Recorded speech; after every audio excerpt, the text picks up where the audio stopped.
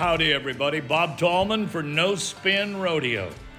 No politics, no BS, just hard-hitting news and rodeo commentary from two of the most trusted sources in our sport. Kendra Santos, Tommy Joe Lucia. Listen up. Here we go. Hello, everybody. Welcome to episode 34. This is No Spin Rodeo. You're welcome to our little coffee table where we sit. We've got the First Lady of Pro Rodeo Journalism. That is Kendra Santos, our producer and official outsider to ask the questions that we don't think about, Greg Teagarden, and my name's Tommy Joe Lucia. Welcome to episode 34. Thank you all for listening and tuning in. We have no idea what all we're going to talk about today, but it's going to be a lot. So we always kick it off with a little coffee time, find out what everybody's doing. Kendra, ladies first. What's going on in your world right now? Oh, fall has come. The leaves are coming down, although my plants are pretty confused because the spring bulbs are my yard is full of beautiful spring bulb flowers. But I am headed to Oklahoma City for board meetings and rodeo historical board meetings at the Cowboy Hall, and I'm vice president to Rob Smets of bullfighting fame, and it's fun. I'm proud to serve with him. He's a very honest, upstanding fellow. And then we also have our rodeo women. It's called Hands. We have our annual board meeting, and before Donna McSpadden died, she handed the reins of the presidency to me. So those are the two board meetings I'm headed east. Cool. Grego, what's happening in the what do they call? Is that the Tar Heel area? What is that called where you are? Yeah, even though NC State's the main city or the main college here, but I finally get to spend some time at home after moving here in June. I'm finally going to get to enjoy it, so I'm pretty happy about that.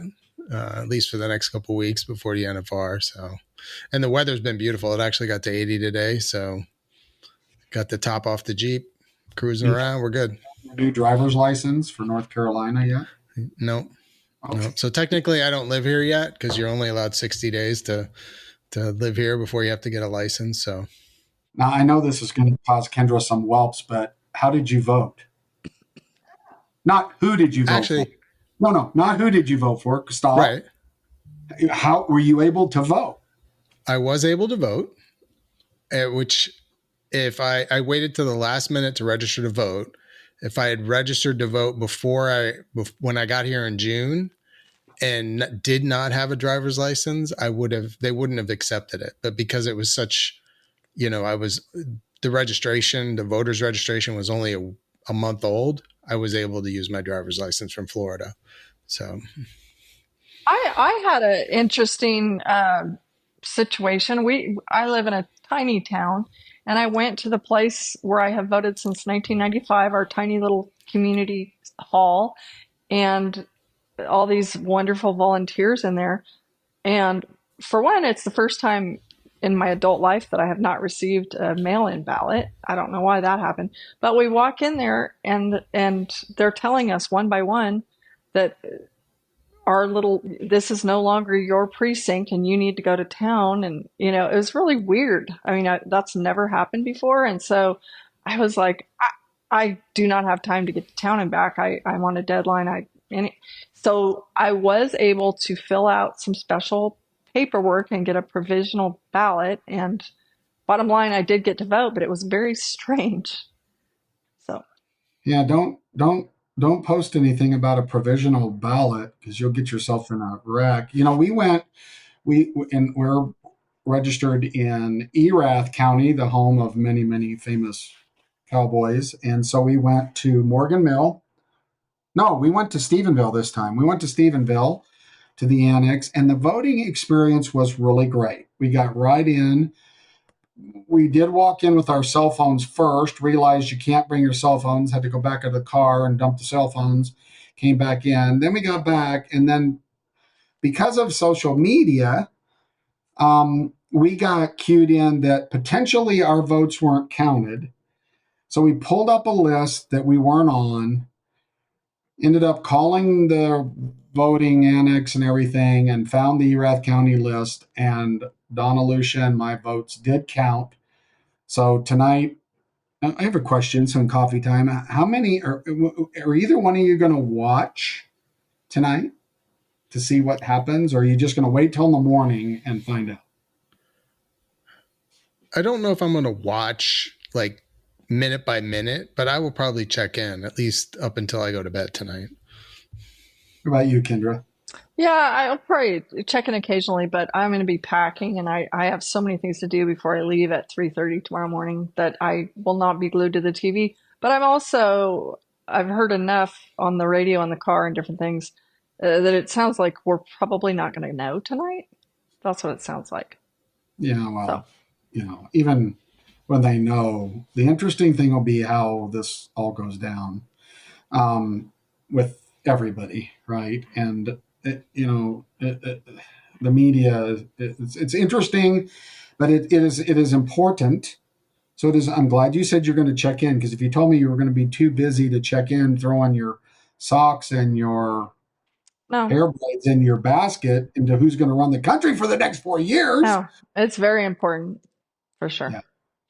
All right, cool. All right, so that's coffee time, and I think we're going to run right into feedback now. Here, all you fans, we really love the feedback, and Greg at the end of it will allow you to tell you again how to reach us. And we got a lot of really good feedback again that we really think we need to address, and we're going to see how long that runs, frankly, and see if how far we get into point of view, or whether our point of view is a little bit summarized for this one, because we don't expect you folks to have to sit around. We try to make this an hour. Now, we can talk for probably 10 hours, but we try to make this an hour. So we're going to go through feedback and get that out of the way, then hit Rodeo News and see where we're at for point of view. Does that sound like a plan, crew? Love it. Sure. All right. You're on, Tea Garden. All right. Our first no spinners from Wisconsin. Suggested topic: fines for contestants, stock contractors, and or personnel. Are there any you disagree with or 100% need to be in place? I'd love to take a shot at this one. Oat and I were just talking about this, and he was just talking to some cowboys, that go to the NFR, about every year these days. And Oat was saying, it's so strange. Like in my 14 trips to the finals, I never received one single fine. And then he said, I cannot find a guy today who's ever been to the NFR without receiving a fine. And so, that's sort of interesting. The one fines, there are reasons for fines. So to me, this is absolutely not black and white. And there are things that perhaps are deserving, and there are things that seem completely absurd. And my poster example was years ago when they used to fine Cody Ole every night when he round and round 50 whatever victory laps he took when he was lighting that place up, and he would throw his piggin string into the crowd, and the crowd went completely wild, and he would get hammered every night with fines. And I was, all those years I was in the pre and post production meetings in Sean Davis's office, and I was like, gosh, to me, it's like, that was so great. It was so great for the sport, so great for the fans. And I was like, what are we doing that we don't ask like Lyle's Piggin Strings or somebody to donate 10 so that every night the winner can launch one into the stands? Because I just thought that was just so cool. And so things like that to me are silliness. Yeah, in the past I've tried to find. So heads up, organizations that manage large groups of people and are called associations. I tried to find a list of fines. I couldn't find one. I found something from CPR. I couldn't find. I flipped through the rule book when I saw this feedback to see, because I figured I could come up with some of the dumb fines, but I couldn't find them. Now, in fairness, I only spent about an hour looking for them, but I couldn't find the list of fines for PRCA guys. Here's what I'll say on fines. I don't know. I have no idea what all the fines are. No idea. Here's what I do believe. If you're going to use, it's the same thing with disciplining kids, I think. If you're going to use fines to redirect poor action, then it seems to me that the fines need to be strong enough that they don't want to repeat the action. I'll give you an example. There was a very famous PBR guy when I was running the PBR that opted to get the fines for not, because they were fined if they didn't sign autographs post event, and he opted. It was just a given. He wasn't going to do it and put the fine on. And then at the end of the year, he would work out some kind of appearances or something to come. And listen, this is all by the books, right? You want me to at $5,000 for my appearance and all 100 of those fines at $50. My point is, if you're going to do a fine, I think it needs to sting. Okay. I was there for that, and one word, bullshit. That was such a crock of crap, and you know it. Go ahead. Yeah, but if the fines added up and the appearance was worth the fee, right? That's just yeah. It's completely and totally uncool when all the fans are out there and you're too cool to go out there and sign all the autographs. Is that good for business? I don't know. And then you can just buddy up to somebody and get it signed off. I'm sorry, these are people I love that we're talking about, but in principle, from the fans, I could not agree more. I'm just talking about the policy procedures, right? I agree. But that goes to my point. If it were a $5,000 fine, now I'm not saying that you should be fined $5,000 if you don't sign autographs. But if the fine stung, if there were teeth behind this stuff, so I think a couple of things have to happen. Someone should go through this and see what fines really belong, right? And do they belong? And why even have them if they're not going to slap you hard enough to do what they're supposed to do? When we're doing the approvals for our rodeo, I look at this. Yeah, we'll fine them. It's $200. That ain't going to change anything, right? It's just revenue collection for the association. And so, same thing. If you're gonna tell your kid no, and you don't want them to run out in the street, and you just stop them and go, it's really bad if you run out in the street because you could get run over by a car. Or do you grab them up and make sure they know the next time you tell them don't run in the street, don't run in the damn street? right. This is like, do not cry wolf. And I agree on your parenting also. But I'll say this. When I was the director of communications for the PRCA, and I used to be in those board meetings, and I remember this time of year, here we're coming, that there were playoff events going on. At that time it was Dallas or whatever. And there was a certain someone who was really bad about hitting on his horse. And they were fining him, and it would go from whatever, $250 and then $500. And I'm from the timed event end of the arena, born and raised, whatever. And the person I'm talking about is, I love the guy, but I'm like, the best thing you could ever do as an organization in my book would be to, $500 isn't going to make or break or stop anybody from doing anything. If you said, if this happens, and I don't care if it happens at the very last in modern day vocabulary at the governor's cup, if that happens there, you have a 30-day suspension. And by the way, that means you're sat down from the NFR. And by the way, let's go ahead and let the mainstream media know that we will police ourselves. And in my opinion, we can't afford not to do stuff like that. We are way off. But I'll say one more thing, because you sometimes bring up, about the blue ribbons and participation trophies and all that. When I'm a kid and the rodeo sports news hits our mailbox, there were pages of you don't pay your fees, you let fines run up or whatever. The blacklist was printed in black and white in the rodeo sports news. That would never happen today because somebody with their feelings hurt or be embarrassed or whatever. Tough beans. That's the way it used to be back when, hey, maybe if somebody was caught cheating, they were taken out behind the chutes or outside of the boardroom and roughed up a little bit, but they didn't do it again. I'll stop. Listen to you right down my interstate. Look at that. That's good stuff. That kind of brings the flip side of that. I've noticed a lot of rodeos paying bonuses to get contestants to do certain things. What's your thoughts on that? That's a good one. Yeah, I've done it.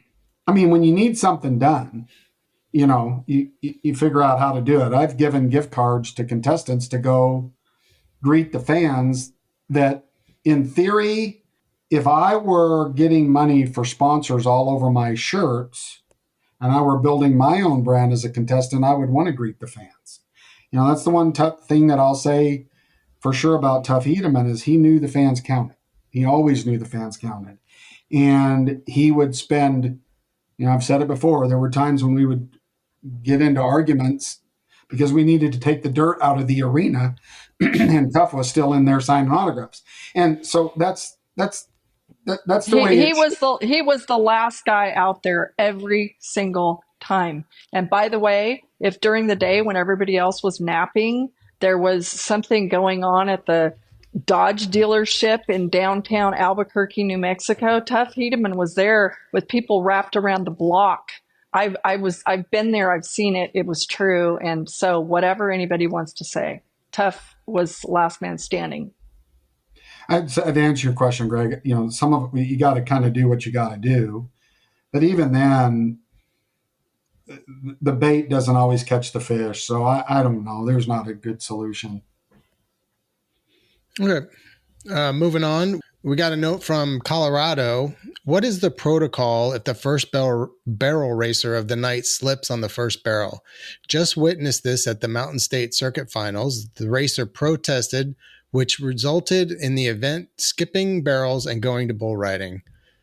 At the conclusion of bull riding, the arena was dragged for almost 40 minutes until the barrel racer in question was satisfied. Does every racer get this treatment? Well, I'll start. For one, it's not fair, Colorado, to say it was dragged 40 minutes until the barrel racer in question was satisfied because, those girls all get together, okay? Now, let's talk about the formalities of this because it happened at Salt Lake when we started Slack, not this year, the year before. And so what happens, give you a little dirt 101, what usually causes slipping is what's called a hard pan. It's the ground that they don't get to with the teeth of the machines, and the top looks perfect, and the top is perfect until about 3 barrel racers in, when that top gets pushed back, and then the horses go down, and when they go down to get traction, they hit this concrete floor called the hard pan, and that thing gets pretty darn hard, and they start to slip. Well, it was about the 3rd barrel racer, and the girl slipped, and I'm like, I hope Spraggins got into the hard pan. Second one slipped a little more. Third one, I walked into the arena and stopped the barrel racing. Now, here's what's interesting. Officially, the judges can stop the barrel racing, to answer your question. It's the judge's decision. However, their decision is based solely on the safety of the animal, not on the quality of competition. Hear me out, okay? So that there's a lot more that goes into what I just said than maybe you just heard. Just because a horse slips doesn't mean that it's potential injury to a horse. And so the judge has another thing a judge has to figure out: when does the conditions become a situation where the risk of injury to the animal or the contestant is a problem? And at that point, they're supposed to shut it down. Interestingly enough, when they shut it down, everybody that competed before then has the option to rerun. They can keep their time, or they have the option of trying to go again.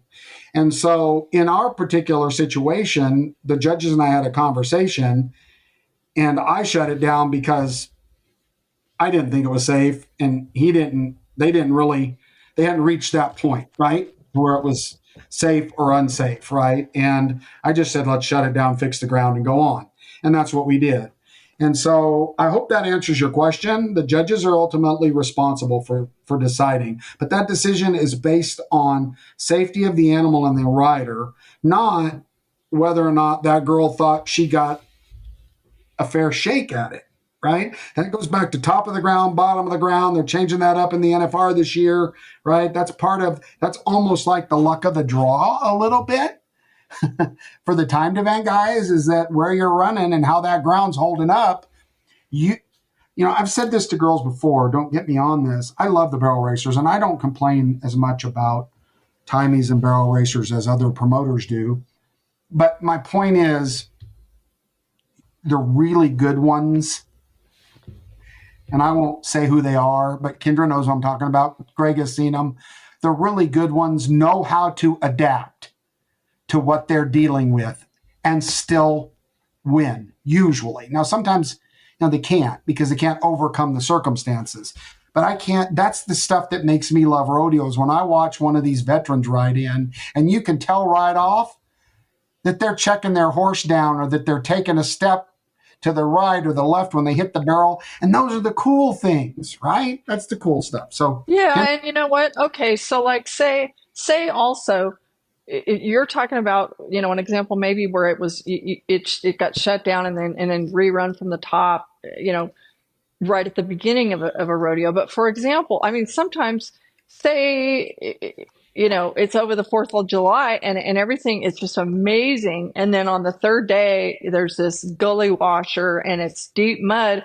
Well, what you're probably going to see is a Haley Kinsel, leaving sister over in the barn and bringing out a young one and kind of loping through it, because she knows she's not going to win anything, but they're going to still have it because, if it rains, it doesn't stop the rodeo. So there's that. The other, just a general comment, it's amazing in recent times how many more rodeos do a big drag with a tractor, every 5 or 6 girls now. Like, they will stop the rodeo and do that. That's I know how much the barrel racers appreciate that. It's big, and it's so much improved. I mean, not very many rodeos ever used to do that. This it's not only safer, but you can be up 6th or 7th and whatever, win, have a chance to win. It's not like you're up 9th or 10th and this ground got so deep or whatever. But the measures that so many rodeo committees have gone to is extraordinary. And I've seen how many times have they brought in like helicopters to try to dry the dirt out. Or I remember at Salt Lake City, you guys took that arena, cleared it out, brought in new freaking dirt. It was like a whole different rodeo.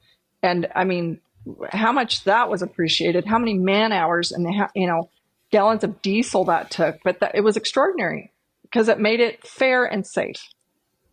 Yeah, that's why I'm an advocate of rounds, not one headers all the way through. A little bit later in rodeo news, but we drag every 5, and from a producer, I can't stand it. Right. Right. I mean, it's just boring. I mean, it is boring, but it's the right thing to do, and we do it. And I don't like it, and I could decide not to do it, but I think it's the right thing to do. We drag after 5, and later on in rodeo news, I'll touch on it. Fort Worth, who's never done that, has agreed next year to drag after every 4.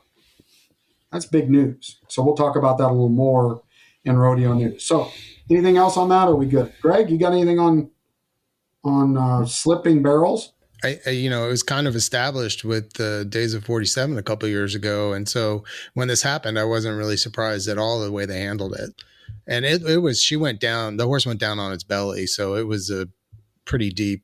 You could kind of see she looked back afterwards and took a look at it. So this one's for Kendra from the 406. Wondering how the injured gang, Taylor, Stetson, Kai, are doing and any timeline for return. Okay, that's a sweet question. Thank you, Montana. I'm assuming they're talking about my son, Taylor, who had 2 hip surgeries this year. He just returned from a checkup in Nashville, and for those who don't understand what Shad Mayfield's been dealing with, it's super similar labrum, hip socket conditions in both hips. Anyway, Taylor is going to physical therapy 3 days a week, working really hard. He's not cleared yet.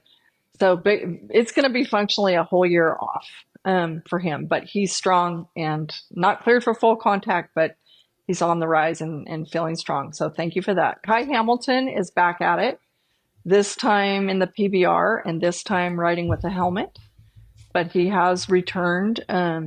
Stetson Wright, I have loved his answer since he got hurt, and he almost came back earlier, and then he returned to this same standing answer, which is he will return when he is 100%.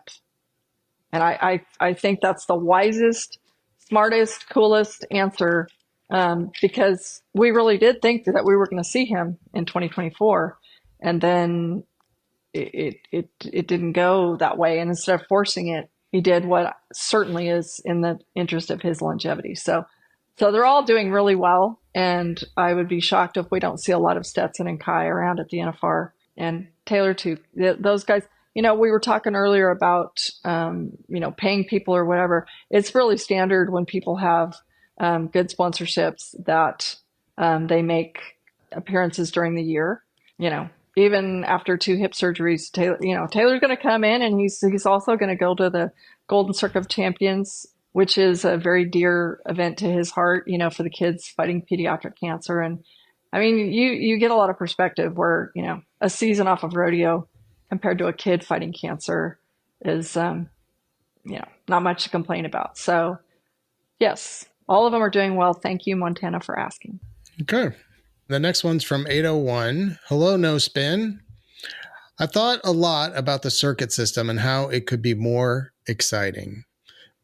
The Wilderness Circuit, as you talked about, is loaded. It's almost unfair. The Wilderness Circuit holds a lot of big rodeos that the top 15 will go to regardless. Why wouldn't they declare the Wilderness as their circuit? As for a possible solution, what if the winnings were capped, say at 30 grand, or a number that best suits the circuit? Once you're at 30 grand or number one, now this brings excitement to the circuit finals. If the local guy hits a lick in Reno, Salt Lake, and Spanish Fork, he's right near the top of the leaderboard. The top guys will dominate the weekend warrior over the summer of rodeoing, obviously, but when it comes to 3 to 4 runs at the circuit finals, it's the perfect opportunity for the big fish to prove they are big fish, and a chance for the little fish to show that they were what they were really made of. I appreciate the show and all the insight. Well, my favorite thing, 801, that you said here, it's a perfect opportunity for the big fish to prove they're big fish, and a chance for the little fish to go win. I love that. So I'll start from the top on this, and then I'll turn over to Kendra. When money counts, which is the current form, I don't think you can cap monies on anything. Okay, that doesn't seem right. I've been an advocate for going from money to a point system. And the reason for that has been because by going to a point system, it would allow you to to amend a lot of these problems by, for instance, if you want more players at small rodeos, you could make them be worth more points if they did something. But that's a whole nother podcast. So I'm not going to get into that, but it is interesting, and we'll talk about it more a little bit later. But at our Wilderness Circuit Finals meeting, there was a contestant panel, and the contestants were talking about this with the Wilderness Board of Directors and the committees. And it's interesting because they were saying the same things we said in All Circuits Busy. And that is, they feel sorry for the circuit guys that don't get in there. We talked about that. But the money that's in the circuit is important. We covered all that already, so I'm not going to rehash it. But, the one thing that I put on my notes when I was sitting there is in the same conversation, they were talking about rodeos in the circuits with turnouts and not enough contestants. Well, okay, small fish. If you want to swim with the big fish, swim up the river. Go enter. Go win. And in watching the Wilderness Circuit Finals, for instance, in the bronc riding, there's a significant difference between the big fish and the little fish in talent. It's just the way it is. when those right boys nod their heads, there ain't very many in the pond that can swim with them. I don't give a crap what horse they're on. So, yeah, I think you'd have to have more conversation specifically on what you're talking about on limiting it and what counts and what doesn't. But I think this is a very complicated situation. We didn't work it out, and all circuits busy. I don't think it's going to be worked out anytime in the future. And we would have to start the conversation all over the pros and cons of it. Kendra? I didn't really understand the part or the concept of capping the circuit earnings. Didn't really grasp exactly what that was meant, but capping earnings, just the sound of those two words, I don't love just right off the get-go. I love ideas being tossed in from people for possible solutions, and in sometimes even just one tiny little piece of somebody's idea will stick and help provide some progress. The one thing that where you said about the points, when we were both working for the PBR and they went to a point system, it was my clear understanding from my cowboy friends that that was being done because at the top of the standings, guys were winning a lot of money, but it plummeted really fast, and there were only a few guys with impressive money, and then it dropped way off, and that was in part to not let it show that people in the top 40 or 45 were winning 25,000 a year. Yeah. Tell me I'm wrong. No, I mean, yeah, that might be a little bit. I'll tell you the push on my side, which what made sense, is that the World Finals needed to matter. Okay? There's nothing worse than going into your championship event and the buckle being won, right? What's your storyline if this guy's got such a lead because they paid out so much in the regular season events that he can't be beat? And so, the option was to put a lot more money in the World Finals, money, real gold Benjamins, or to try to figure out a way to stack that World Finals where, great competition when it matters, Super Bowl, right? I mean, again, in the NFL, you can be the greatest football team all year long. If you don't win the Super Bowl, you're not the champion. Now, I'm only but you also can't minimize your regular season, or you're really going to destroy a lot of the smaller rodeos, especially.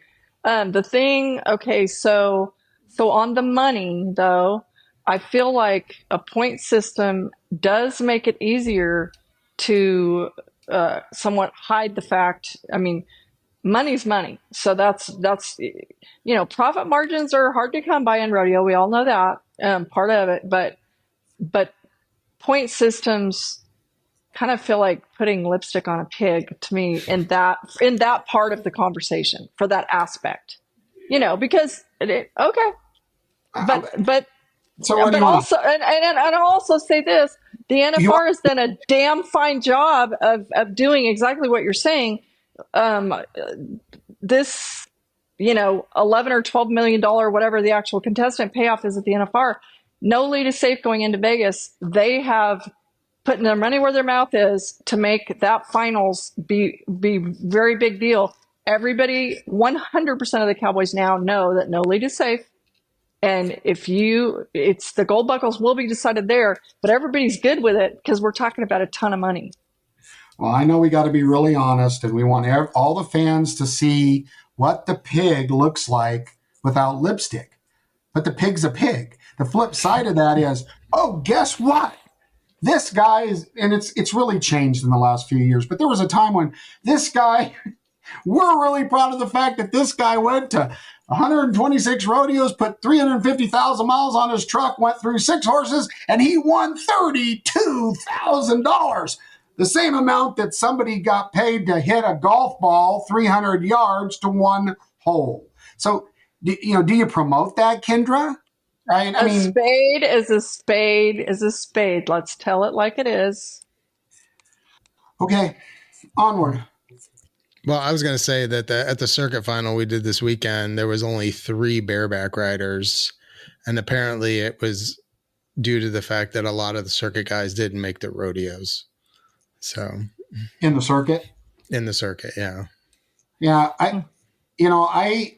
Stetson's a good example. You know, it's kind of cool that these circuit finals are between the end of the season and the NFR. But I remember having this conversation right here on No Spin after I saw Stetson get hurt at the Wilderness Circuit Finals and going, is that a business decision? So I was wondering if that didn't play in, you know, that especially in bull riding and bareback riding, I think it's probably less in timed events and maybe even bronc riding. You know, the chances of getting injured aren't a freak injury type thing. But yeah, I mean they had 7 bareback riders at the Wilderness Circuit Finals, which was enough to fill the show, but they didn't have the 12. So yeah. All right, from the 252, I appreciate the inside scoop on pro rodeo this podcast provides. I've listened to every episode and always learning something new. The conversation on the circuit finals was very interesting. Thank you. That's awesome. I think we were even amazed at how much, circuit conversation came out of episode 33. That, I mean, you start compiling all of it. It's a major factor in the rodeo game in 2024. Pretty cool. Thank you for the feedback. Mm-hmm. Thank you. All right, from the 210, while 4-H is a very deserving organization and impacts millions of youth around the world annually, they're actually not the organization that benefited from the Cody Johnson team roping. The Texas FAA and a Different Day Foundation were the beneficiaries of the roping. Cody Johnson got his singing start through the talent contest at the FAA, or the FFA. We're not the planes. And his future wife was in the audience watching him on stage. She is not in the video, but she mentioned it in an interview. In a pretty quick search of the web, you will find a video of Cody singing at an FFA convention as a teen. You will also find a video of Cody honoring his high school ag science teacher for the positive influence he had on his life. I love No Spin Rodeo and anxiously await your new episodes. I'm hoping I'll get to see you at the South Point during the NFR. What's your plan for the NFR? Let me address if I said 4-H, I'm just going to laugh at myself right now and own it, because I absolutely meant FFA. And by the way, Cody Johnson himself hired me to write the announcement of the Kojo, his inaugural roping this year. I went all into the fact that Different Day, which is Brandy's passion project to help women who need it in all aspects of their lives, and that the Texas FFA, which is very near to them as part of their youth, were, yes. And the rap story that I did after the event also included this fact. And it's like, yes, Cody first caught Brandy's eye when he was singing in an Texas FFA talent contest. And she said to her friend, "Who's that cute bull rider with the broken leg?" And that's where she first laid eyes on him and was sweet on him. They didn't meet actually and take up with each other for a few years later. But Texas FFA, brain freeze on my part. I apologize if I said 4-H. I don't even know. My kids had wonderful youth experiences in both organizations, and they're both amazing for young people. But Different Day and Texas FFA were the charities of choice for Kojo's first ever Kojo Open. And they raised a fortune, like $750,000 for those organizations. So it was super cool. Well, you are listening currently to a star green hand. That's right. I was a star green hand in FFA. And lost a lot of money on my pigs, and went to state in parliamentary procedure and wore, I'll be honest, I really hated wearing that jacket. I'm just saying, sorry if that bothers anybody. Wearing that blue jacket did not make me happy, but I did wear it. So we love FFA. But the last part of this feedback is, what is your plan for the NFR this year? So I guess we better just break the news. What do you think, Kendra? Go for it. First off, we want to say a very big thank you to South Point and Mr. Growney. We set up No Spin last year right in the main hallway at South Point, right by the side, right where you walk to go to breakfast. And we knew everybody went there. And we did it on purpose. And we had some amazing interaction of friends of ours that would just walk up to the table. And it was really authentic. It was really, really cool. It was really cool. Now, we had the opportunity this year to move to Cowboy Christmas, and we're going to be in the new Commons area, Cowboy Commons, it's called. It's a place for people to visit, which is perfect for our show. There'll be a stage called the Scent Stage there. And from 9:30 in the morning until 10:30 each morning at Cowboy Christmas on the east side. This is all new, by the way. All of you fans, you know how hard it was to find your way in? Well, the whole east side's been redone where the Tesla tunnel is, and you can get into the trade show from that side. And there's a big atrium there, and we'll be on stage there every morning from Thursday till Saturday from 9:30 to 10:30 a.m., followed later on after us is Rump Chat. And so that's where we'll be, and we're excited to say that we will be video podcasting this on the Cowboy Channel Plus app. So if you want to see if I have a booger hanging out my nose or Kendra's lipstick isn't on right or whatever, you'll be able to watch us live and in person. And the nice thing is about the Cowboy Channel Plus app, which I love, is it'll be video on demand. So you can go back and watch it later. But here, last thing, and then I'll quit talking a little bit. You know, we're in election season. How many people are so tired of these ads? Like, to the point of throw your glass at the television if I see another one. Television, your telephone. Yeah, the text. You know how many times I've like, no, block, junk, no, block, junk. Anyway, I just want to say from the bottom of my heart, if you want to make rodeo great again, we challenge you to come to our rally. We have a rally every morning, 9:30 to 10:30, Cowboy Commons at the convention center. Come, if you're a no spinner, do us a favor, show up and say hi and shake our hands and let us know you listen. Let us hug your neck and thank you. So there you have it. That's the announcement on where we'll be. But I'm going to miss that hallway at South Point. Lipstick on a pig is all I took out of what you just said. So I'm like, well, I'll be putting on my lipstick if anybody wants to see lipstick put on a pig. Okay, go ahead. All right. Finally, we have from the 435 NFR tickets. Why are they so hard to get? How do you get them? And is season tickets an option? Well, I can come in here and then Kendra can. This is what is fantastic about the NFR, is it's been sold out for a long, long time. There are season tickets available, and there's a list as long as the wall of my Utah home that I'm in to get season tickets, and they're pricey. Season tickets aren't an option, but I'm going to give you a few ways to get tickets if you don't have them and you show up in Vegas. The first thing that's new this year, I think it's this year it's new, is that the NFR has created what's called NFR Access Only Ticket Platform. That is exactly what it is. It just gets you in the building. It doesn't give you a seat. However, when you're in there, it's a concourse only ticket, and they've got a bunch of those, and those are out there.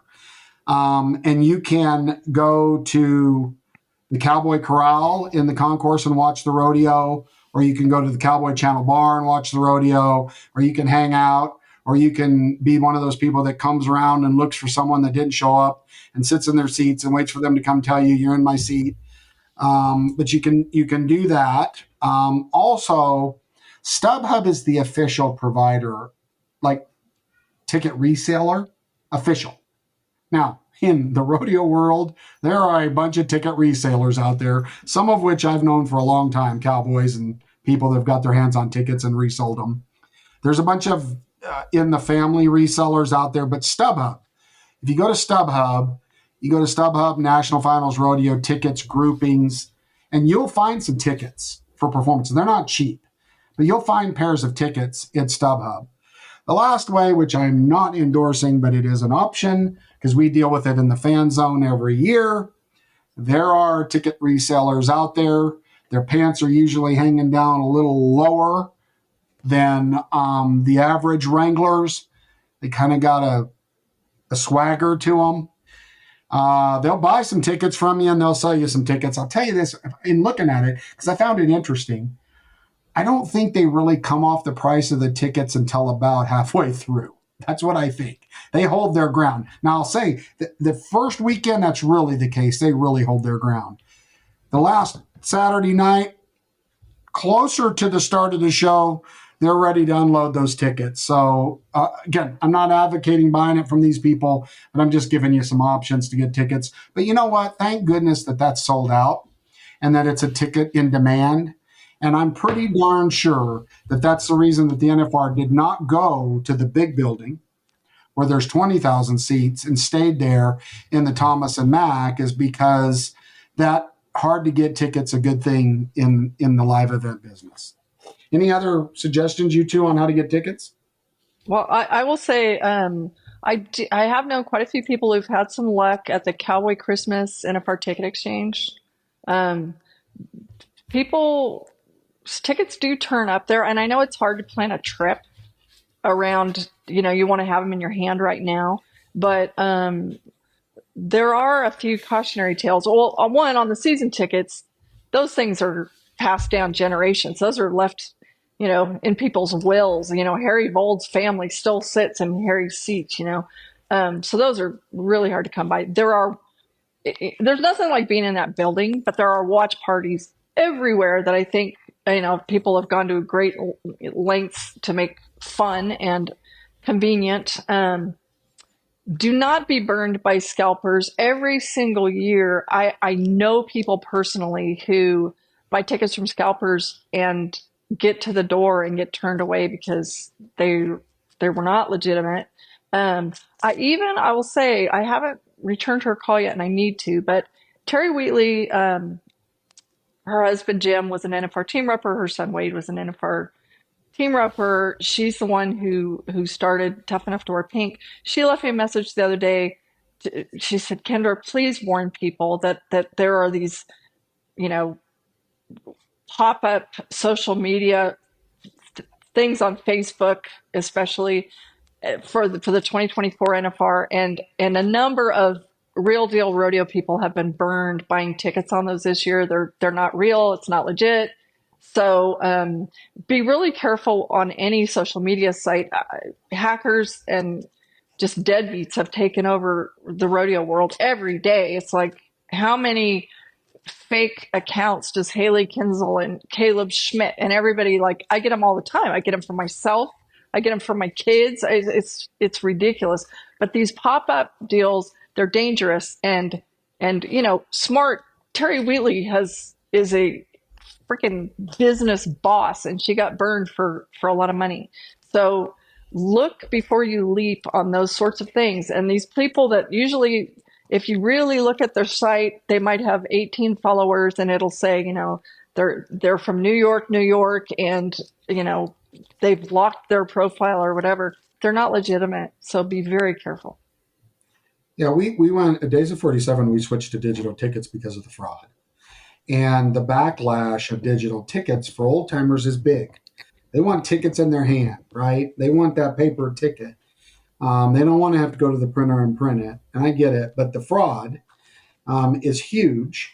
And digital tickets eliminates that. It really does. Now, interestingly enough, people take screenshots of tickets and try to sell them online. And now, there's the older ticket platforms still do a static barcode, but the newer ones like Access and Live Nations and stuff, they're animated barcodes. So you don't get in on a picture. You got to bring it up, and it's got to be real-time moving for it to read it.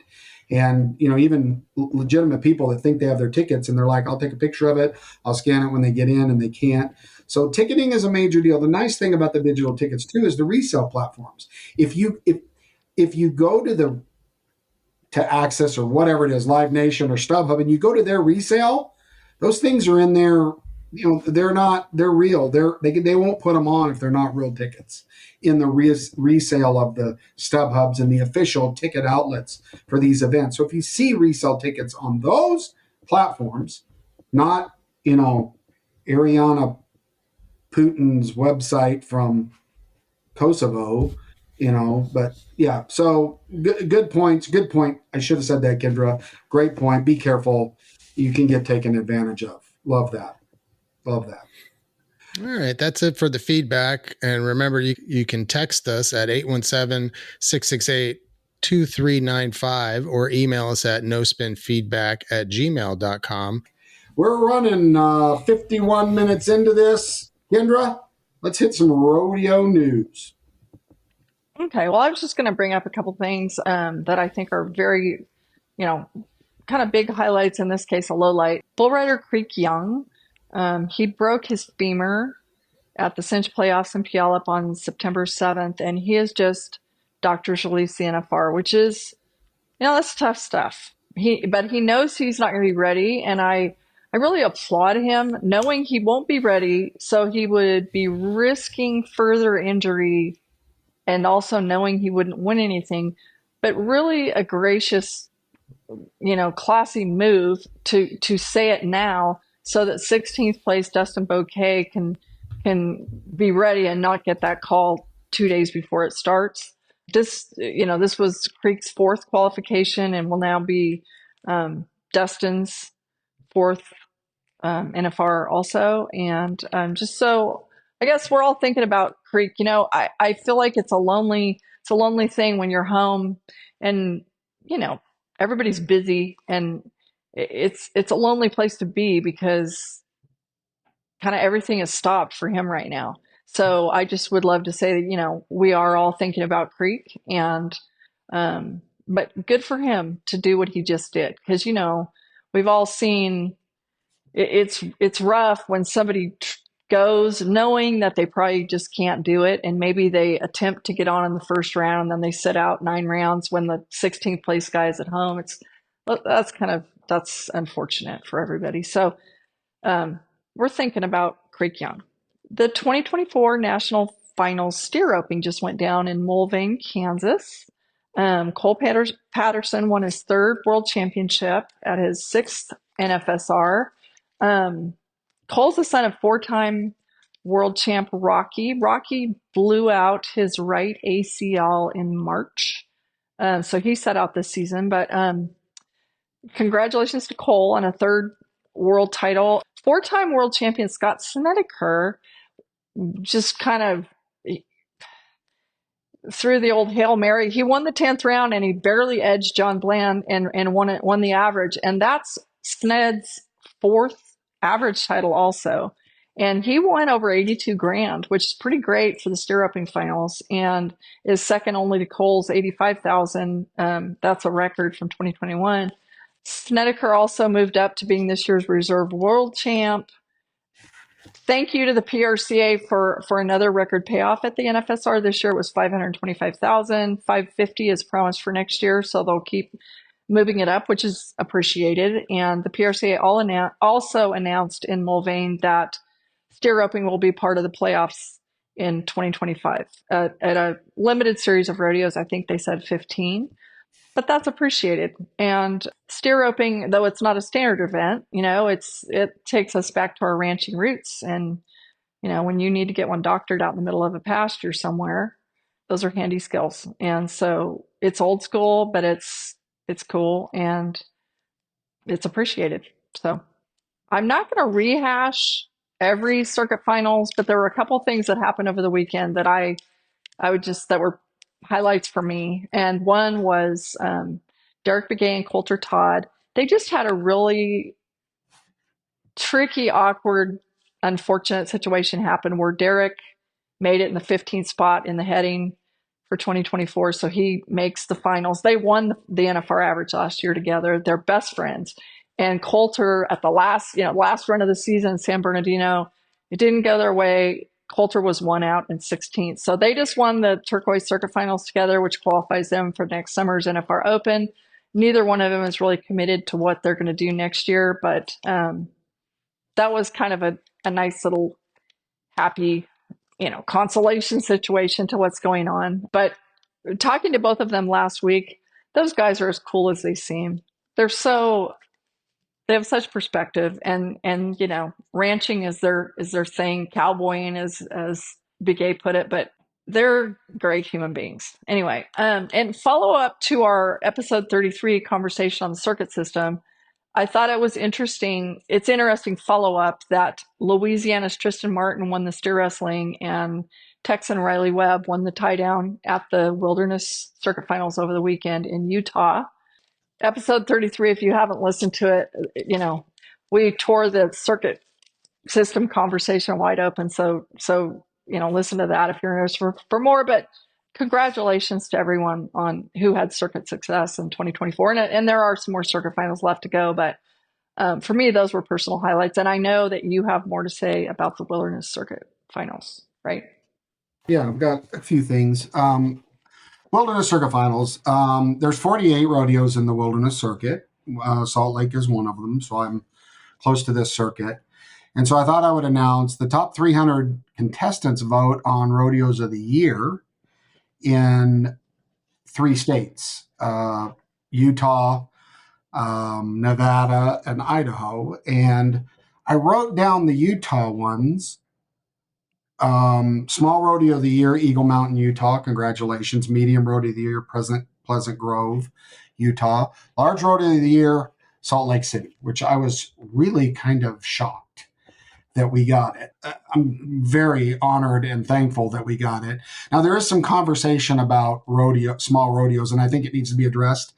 Well, let me finish. I didn't write down all of them, but large rodeo of the year in Nevada was Reno.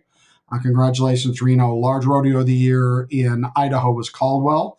Great rodeo committee, great rodeo. Congratulations. But there was some conversation about they bulk these into 3 groups, and there kind of needs to be a super rodeo category because the large rodeo category encompasses everything. And I don't know the exact amounts, but it throws a bunch of rodeos in with the Salt Lakes and the Renos and all these that add a lot of money, and it probably does need to be looked at, and I think it will in the future to give another category in there for some deserving rodeos that don't really have a spot.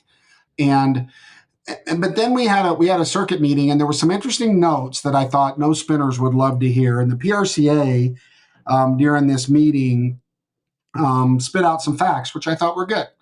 6,665 members. Remember, we were talking about that? 6,665 members.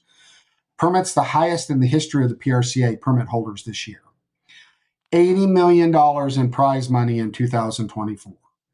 That's a lot of money. We were bragging on the PBR's money. That's a lot of money. $80 million in 2024. $3.5 million increase in prize money this year from last year. 851 events. This is what I thought was interesting. 690 are full rodeos. So those are those other specialty events, specialty approved events with some restrictions on them, but 690 full rodeo events. The other interesting thing that came in conversation was breakaway roping. The PRCA basically said breakaway roping will probably never be a standard event in rodeo. And the reasoning was that they can't keep men out of it. And we kind of had this conversation. If you put Riley Webb in a breakaway thing, I mean, I get all of that, but it's hard for me to balance then how it's done in barrel racing. Sorry, maybe someone will explain that to me.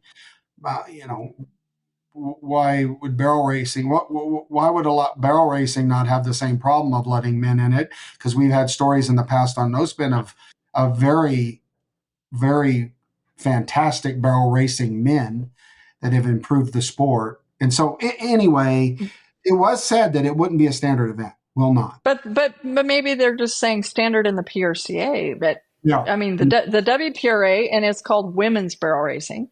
So the WPRA seems to do fine with that. They do, but barrel racing is a standard recognized event in the PRCA.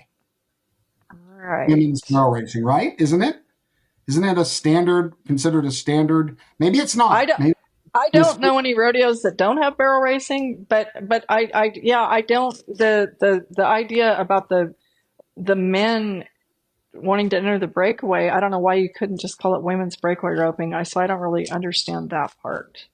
well, But then, then again, I was just told that a friend of ours was running for the school board because the guy he's running against had spent a lot of money to put tampon machines in the boys' bathroom at the high school. So we're not into politics or BS. So sorry I even said that. Go forward. What in the world? Go ahead. Let's get back to rodeo. Yeah.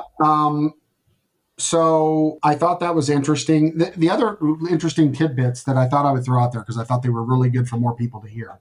They had a contestants panel up there, and one of the rodeos asked contestants, what can rodeos do, both good and bad, for the contestants?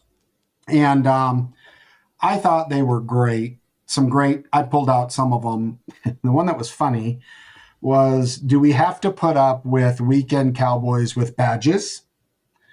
And let me explain that a little more. You know, you got these guys that rodeo professionally for a living. They show up, and the local volunteer who's pure-hearted was told to park them here and tell them this and tell them that, and they're just doing what they're told.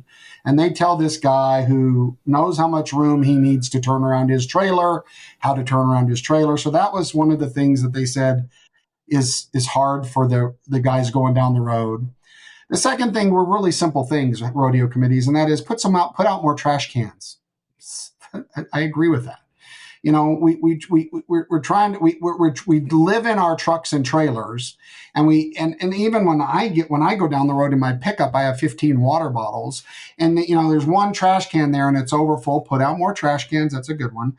And of course, the comment came up, which we've seen on social media, about dumping your trailer, unloading all the shavings.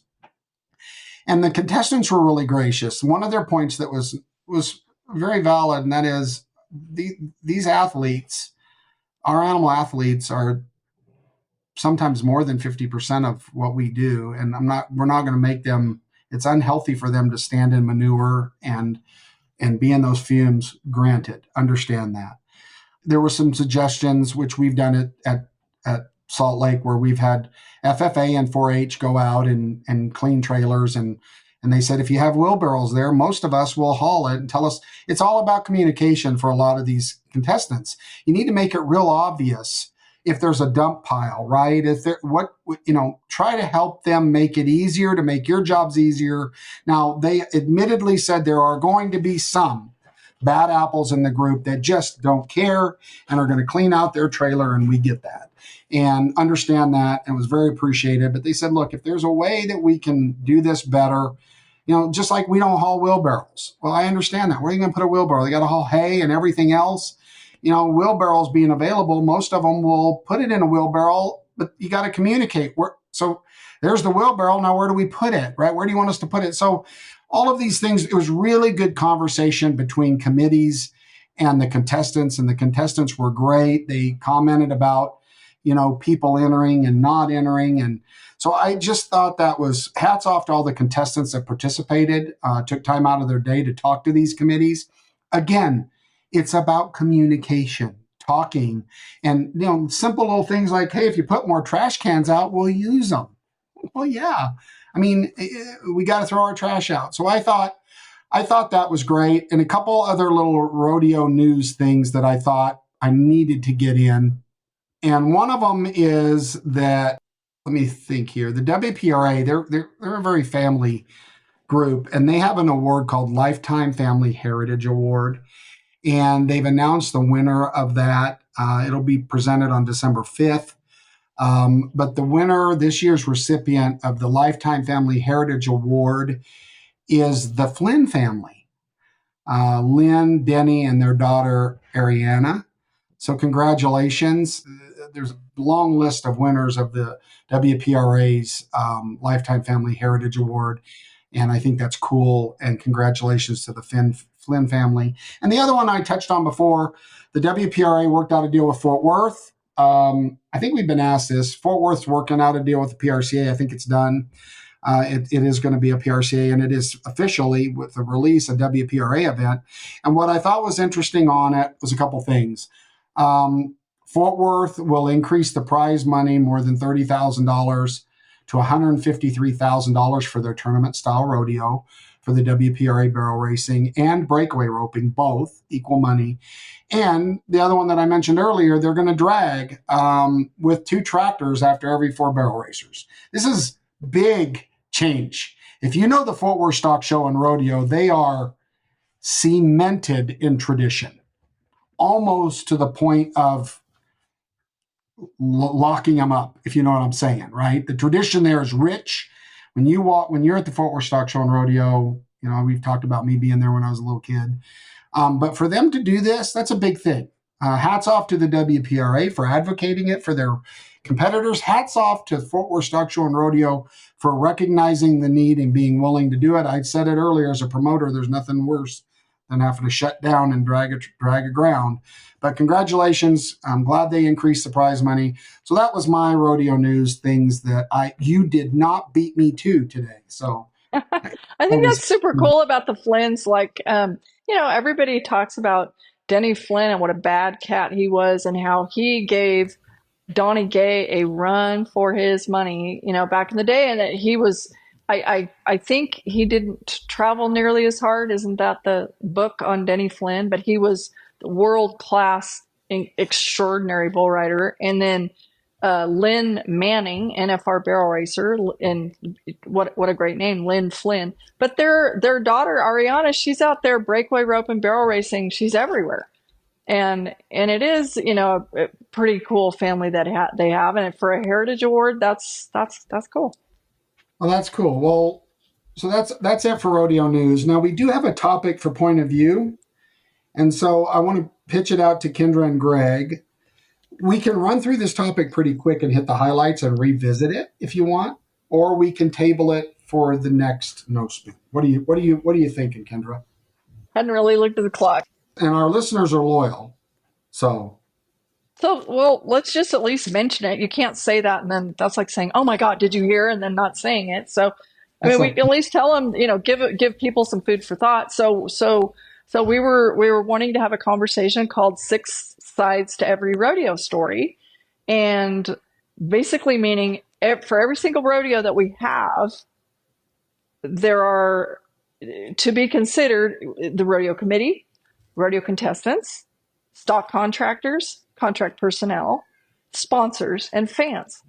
And when we talk about all the time, compromise or the impossibility of making every single entity, happy all the time, even the difference between guys who go all the time and circuit people or whatever. But those 6 entities, basically every single rodeo has, it needs to be considered in the equation as a very important part of the equation. You don't have a rodeo without them.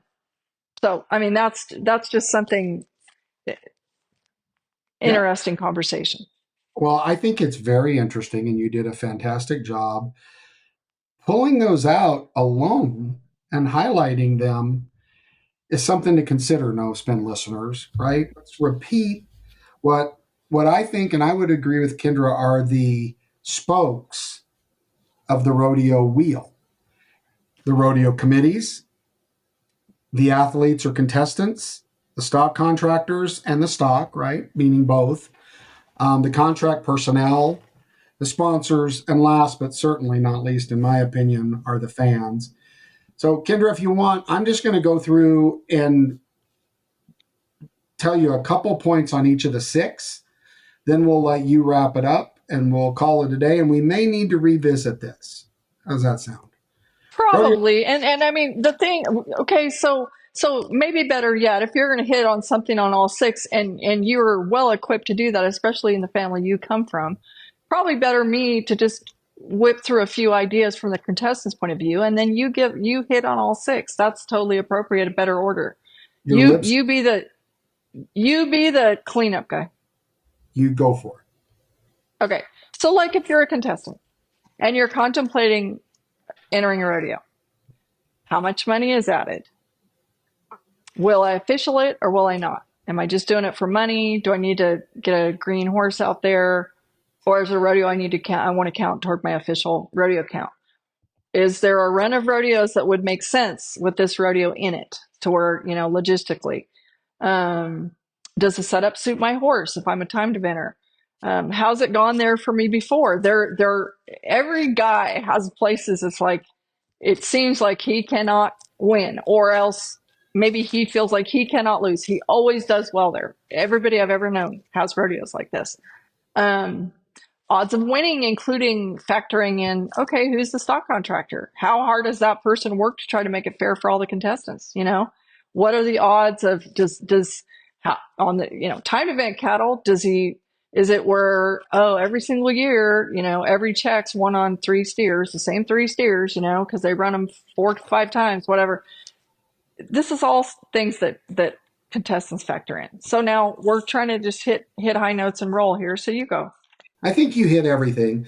The one thing that I heard in that contestants panel that's important to contestants also, that I'll just throw in here, is the hospitality at these rodeos. And that's not necessarily just, Fort Worth served hot dogs and chili for as long as I can remember. Like, that's what you got in the contestants hospitality room. But interesting enough, some of the WPRA contestants stuff said, these places that have tents and stuff, a place for our family to go that's different than the trailer and safely hang out makes a difference on whether or not contestants enter these rodeos. The other thing that I think gets caught in the wind, and I'll do a little explaining for the no spinners that aren't as deep in the woods as we are, 1 headers versus 2 headers, right? Versus rodeos with championship rounds.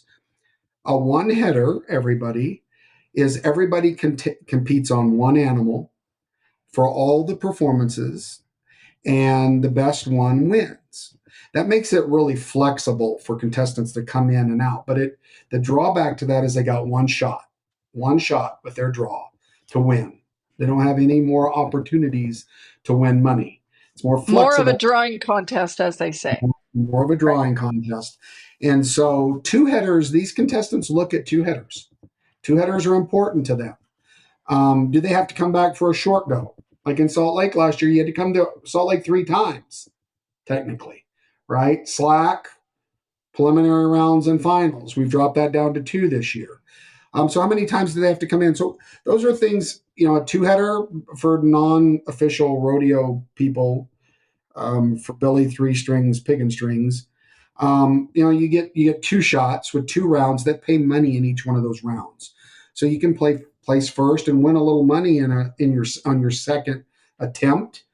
And even though you had a disaster your first attempt, right? And so that gives them more shots at money. It spreads the money out, which we've had conversations on, spreads the money out, but it also gives people gas money and chances to win more money on a 2-header. Like from a production standpoint, 1 headers, no, I don't like it, because I don't want the crowd to sit there and see a leaderboard of people that they did not even see, right? So, you watch the round, you watched it, you paid money to buy a ticket, and you look at the leaderboard and nobody tonight won. Fans don't want to do that. They want to see a winner. We want to see a victory lap of that performance. So I'm just giving you different ways to look at it. That's not necessarily from the contestant standpoint, but I don't like to see a leaderboard where half of them didn't compete that night. Which one thing on the one thing that you did just say, regardless if it does happen to be a 1-header, which I think, at least I'll say the timed events prefer more than 1 head, simply because you don't have to draw the best one to win something, but you can have a victory lap at a 1-header if for the best person that night. Yeah, but it doesn't mean anything. Yes, you can. You can say the crowd. A lot of people in the crowd don't realize. They don't realize they saw this guy win. This is our winner tonight. They do it at Reno. They do it at a lot of big rodeos. Where you don't have a. Don't put up the leaderboard then, because hey, here's your winner tonight, and by the way, they're not even in the top 10 of the rodeo. Just a flip side of that. The big screen has what's going on, but the announcer's all about the guy in the arena making the victory lap. I'll beg to differ on that, but that's okay. That's okay. All right, so Okay. we got contestants out of the way. Greg, do you have anything on contestants on the pillar?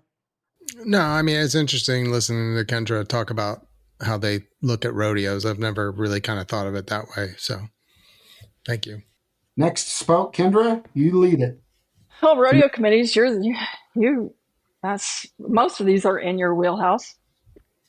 Well, I'll just say this, the foundation, and I believe this, the foundation of our sport is attached directly, and you said this, Kendra, to all of the volunteers and these committees that work their butts off to put on a rodeo so contestants can come. Now, the flip side of that is the contestants want to be appreciated that they chose your rodeo. Agree with that. But remember that these there's not very many rodeos out there that have a full-time paid staff, and they go out and put on darn good rodeos, and they're the ones promoting our sport, and they're volunteer based as a whole. Remember that these committees that are donating their time, they just want to pay all their bills, right? They what are they? They're going to give any money to charity or put it in the bank so that if they lose a sponsor next year, this stuff is not easy. So if you go to your local rodeo, do me a favor, and if you see a committee person, thank them because they deserve it. They deserve it. And a lot of contestants will go up to a rodeo committee and say, hey, when are you going to add more money? Well, that's a little easier said than done, right? Because especially in our economy today, finding people to if you look at the sponsors and they get a banner in the arena, you got to ask yourself, did that banner actually sell any tacos at your Mexican restaurant? You know And what though? Everything you say is true, and also what you just made me have a flashback. Harvey Camacho is no longer with us. He was a committee man for a very long time at Red Bluff, California. Wonderful guy. Communication, which you brought up earlier this episode, and it comes up all the time with us because it's always important.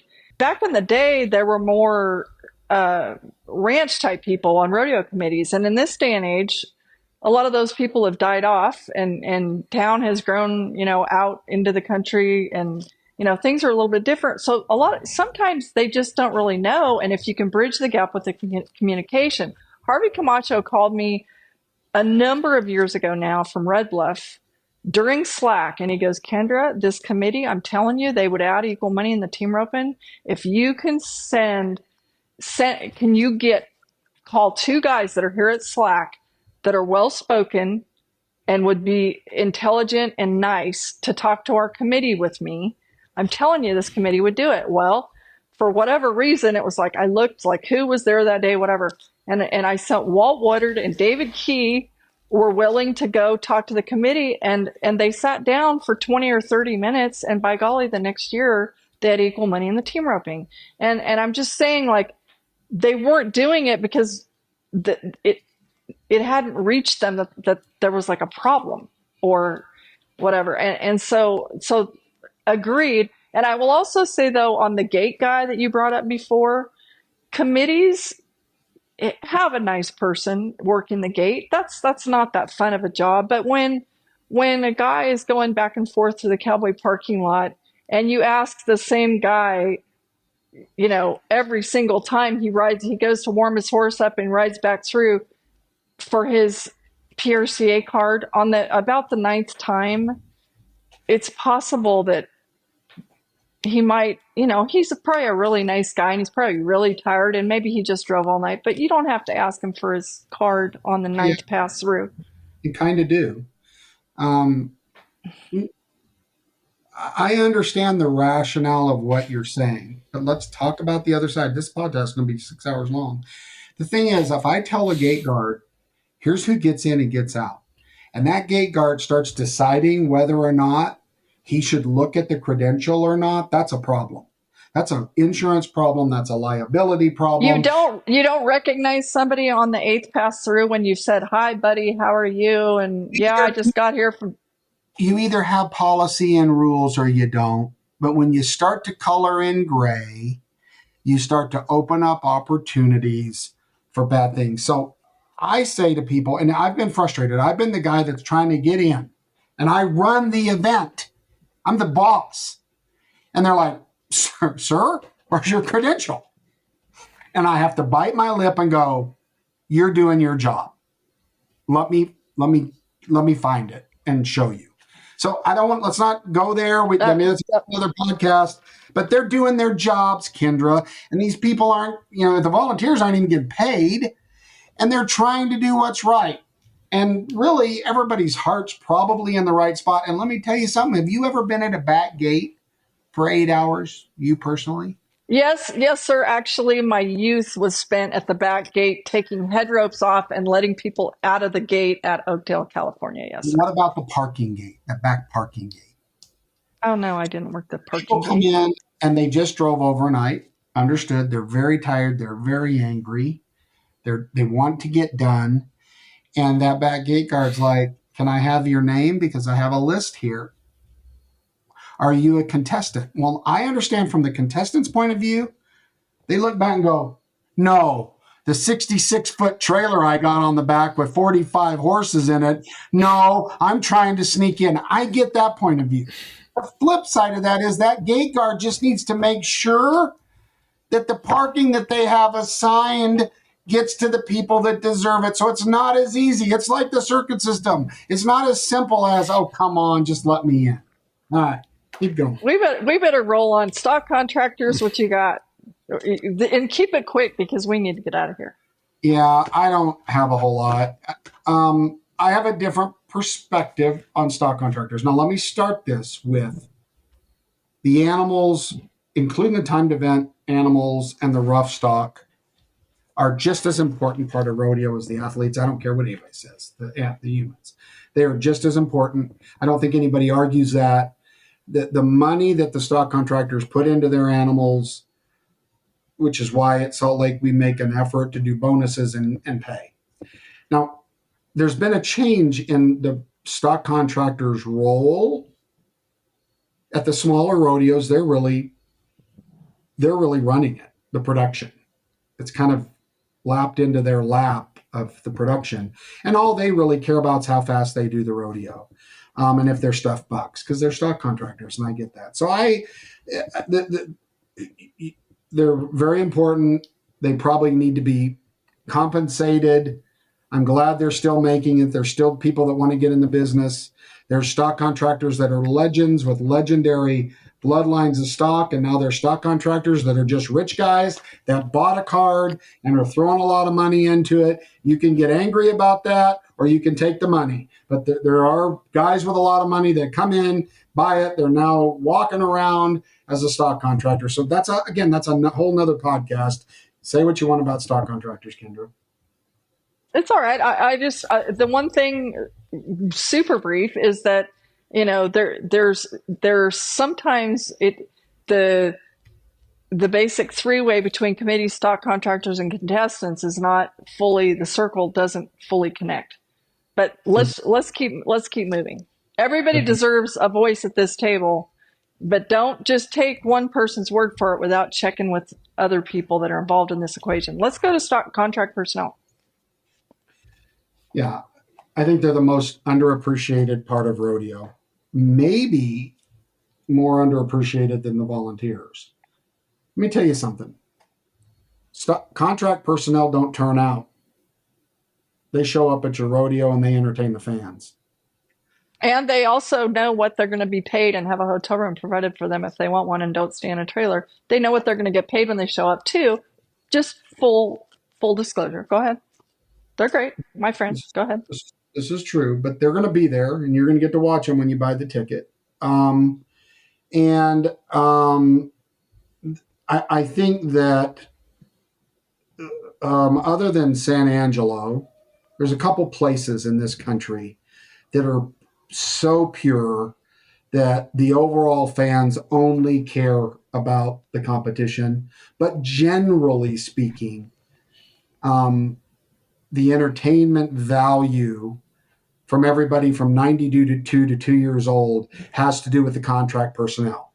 The entertainers, the announcers. Listen, I think the music is the heartbeat of a live event. I tell in my production meetings, the announcers are the face of the event. And we've all seen it. We've all been to rodeos where you know, you can see that the contract personnel may not be what you're used to or whatever, but it's important, right? All of it is a part of the package. It's the full circle that you talked Yes. about. And music is the heartbeat of a rodeo. And by the way, I'm getting on that plane tomorrow. And this weekend, we're going to induct Mac Altizer of Bad Company rodeo fame, that was the pioneer of the music at the rodeo that was beyond the brass band. So And let's not forget where we came from on that. I agree with that. Yeah, so we'll just leave it at that. Sponsors. Sponsors. I'll just say this for rodeo committees out there. The PRCA is working towards non-exclusivity. It's always been the case where if you're a PRCA rodeo, there were these sponsors out there that have the right to pay you what the PRCA says, and they get in your arena. That stuff's going away. Here's what's going to happen in 2025. If you have a sponsor, a PRCA sponsor that you had 12 months earlier, you're asked and required to give them first right of refusal. In other words, they get a chance to match it if they were a sponsor the year before. If they weren't a sponsor the year before, you don't even have to take it to them. Okay, interesting. The other interesting thing that I don't know how this fits in, but I think it's interesting. Graphics. Greg manages the Piranha team. The Cowboy Channel next year, they're going in, and this is kind of out of the script, but I think it's very interesting. The PRCA is meeting with the Cowboy Channel, and they're going to go in and look at ratings or report cards on all the rodeos that were on the Cowboy Channel Plus. And they're going to not just grant someone the airtime because they've had it in the past. They're going to look at these report cards, and these rodeos that have put in more effort to have a better broadcast may get a time slot that a rodeo that just had it because they've had it is going to get. The other thing that we'll see if it really happens, the Cowboy Channel, Greg, you'll find this interesting, will now take a clean feed and will put their own graphics on supposedly every rodeo that they put on. Now, I don't know how they're going to do that and if that's a reality, but, that affects the committees because their sponsors, they don't necessarily see the graphics because the Cowboy Channel will come in and put their own sponsors. And by the way, that's normal. The way they've done it in the past, where your rodeo sponsors just get on national television, that's not normal, and it's not the way it was going to be forever. This is a hard pill to swallow, but the Cowboy Channel's got to sell the broadcast because they're paying the PRCA for the broadcast rights. So I think that that's interesting, and they're going to, I don't know how they're going to enforce this, Greg and Kendra, but they're going to ask all the rodeos live to use their graphics package. So there's consistency. So I understand that. That makes sense that you go to a professional rodeo, you see professional graphics. I don't know that will be a reality. It might be a lofty goal, but we'll see. Well, that's interesting because we use our graphic package was designed by the Cowboy Channel. And then they gave us... Actually, Piranha designed the graphics panel that everybody uses. Yeah, but what they did is they gave us a base and said, this is what our graphics look like. And, back then the PRCA said that we need to have PRCA here and you can put you could put the rodeo sponsor in this location. So... And the only other thing I'll add to sponsors, if you're out there, it's hard to sell sponsorships, Kendra, right? You know that. It's hard to sell sponsorships. I love it when someone tells you, hey, it gives you something else to sell. Thanks a lot. That's what I need is more inventory. Maybe give me a buyer, right? Rodeo committees are out there probably slamming the steering wheel going, you got it, right? There's not a lot of money out there to be won locally in the shoot signs, but the committees also need to put a little more effort into figuring out how to help that sponsor. What are their goals? Do they want to sell tacos? Do they want exposure? What do they want? And figure out something in your show. I think we do a good job, don't you, Greg, in Salt Lake, in packaging different things that the sponsors need, whether it's social media or live integration on the screen. The signage is important. It needs to stand out. You need to be able to see it. It's got to be consistent. So those are the ways that you sell more, you get more money for sponsors, is actually them seeing a benefit. And most of the sponsorships, Kendra, in the rodeo world are relationships. Yeah, it's just like the cheerleaders program, right? Yeah, we'll give you 250. We don't think we're going to get anything out of it. We'll give you 250. We got to change that moniker and let them understand that, hey, we're selling out rodeos now, and those are actually consumers and buyers. So sorry, but that was a long one, but it was important, I think. Okay, well, last but not least, the fans, and none of it happens without them. You know how I am. I think the fans are usually number 6 on this list when they should be number 1. And I don't think that you disagree with that, Kendra. Here's how it works. Fans come to the event, they buy tickets. That's true. That's part of the revenues. But the sponsors and the growth of the overall Western lifestyle is driven by the fans experiencing something that they love and becoming a fan. Not just a person that attends the rodeo to see who divorced who and who's at the beer stand standing by the blonde.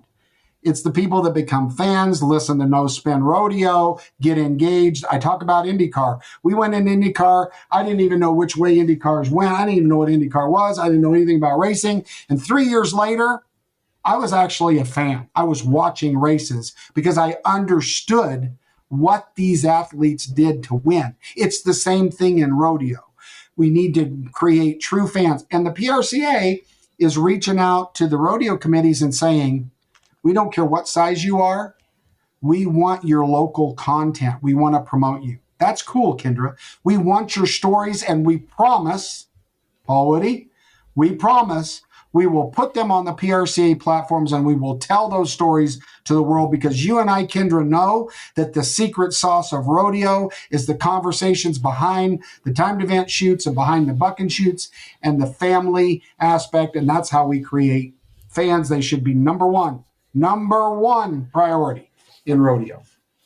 It takes everybody for the wheel to turn. That's for sure. We love rodeo. We love all of it. I have enjoyed this visit very much.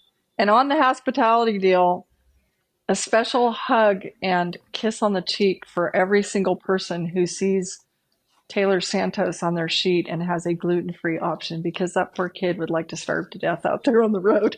He can't eat anything. So thank you. So there are a few, like, especially sweet women who are like, well, we saw Taylor come, so we made some gluten-free blueberry cobbler, and it's like, oh, thank you. That's cool. Anyway, the volunteers, God bless them. Yeah. Houston's the crown jewel of hospitality for contestants, no doubt about it. They have the money to do it. They do a great job with it. But, just to wrap this up, I said that this is a wheel with spokes and there are 6 spokes, and you spoke to that earlier in your comment. It takes all of these 6 to make it work. So all of these 6 should be working together and working problems and solutions and needs. The contestants' needs, the committees need to know what their needs are, but the contestants need to understand what the committee's needs are to make the sponsors happy. And we all need to try to help each one of the spokes support that wheel so we keep going round and round. Final say. I think I got a plane to catch. I've enjoyed this conversation as always. We don't seem to be able to stop talking once we get off on something, but this is important and we love all of it. So I appreciate the conversation. Well, thank you, Greg, for putting us together, making us look good, sound good. Thank you, No Spinners, for spending an hour and a half with us. We hope it was worth your time. We've got another one of these. Maybe it's a holiday version before we go to the NFR, Thanksgiving version. We got another one of these. And then we challenge you to make rodeo great again. Show up 9:30 a.m. at our rally. I'm calling it the No Spin Rally at Cowboy Commons. Join us. Thanks for attending. We'll see you guys in 2 weeks.